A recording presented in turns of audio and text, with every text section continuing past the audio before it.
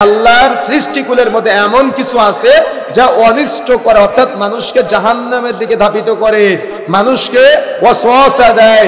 এই অনিষ্টকারী যেগুলো আছে এগুলা আল্লাহ রাব্বুল আলামিন যা সৃষ্টি করেছেন, এই সৃষ্টির মধ্যে যত কিছু অনিষ্ট আছে তার থেকে আশ্রয় চাচ্ছি।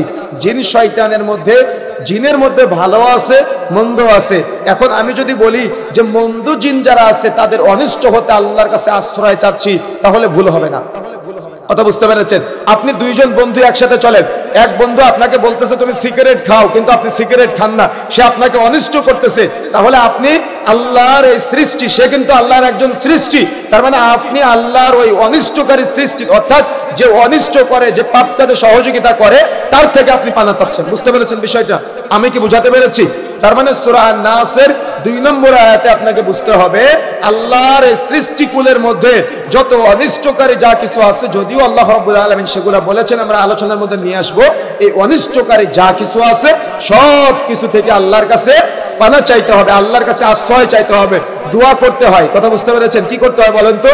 দোয়া করতে হয়, চাইতে হয়। আল্লাহুম্মা ইন্নী আসআলুকা ইলমান নাফিআ ওয়া আমালান মুতাকাব্বালা ওয়া রিজকান তাইয়্যিবা।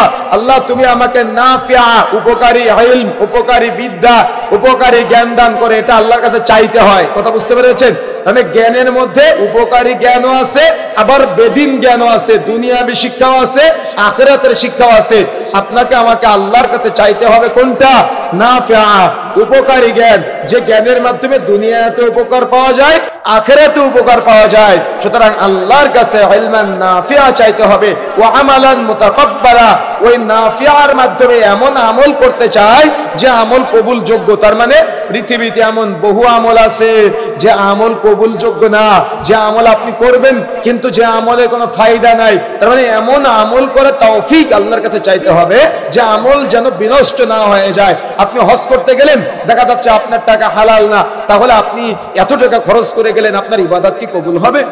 এজন্য আল্লাহর কাছে চাইতে হবে যে আমি এমন আমল করতে চাই এই জ্ঞানের মাধ্যমে যে আমলটা কবুলযোগ্য, যে আমলটা বৃথা যাবে না। ওয়ারিজকান তাইয়্যিবা, আল্লাহ তুমি আমাকে এমন রিজিক দান করো যে রিজিকটা হবে তাইয়্যিবা, যে রিজিকটা হবে হালাল, যে রিজিকটা হবে পবিত্র। সুবহানাল্লাহ, এটা আল্লাহর কাছে চাইতে হবে। যদি আমরা চাইতে পারি তাহলে আমরা সফলতা অর্জন করতে পারবো, আর যদি আমরা না চাই তাহলে কিন্তু আমরা সফলতা অর্জন করতে পারবো না। এই জন্য মিন শাররি মা খালাক, আল্লাহর কাছে আল্লাহর সৃষ্টির মধ্যে যত অনিষ্ট আছে এগুলো থেকে পানা চাইতে হবে।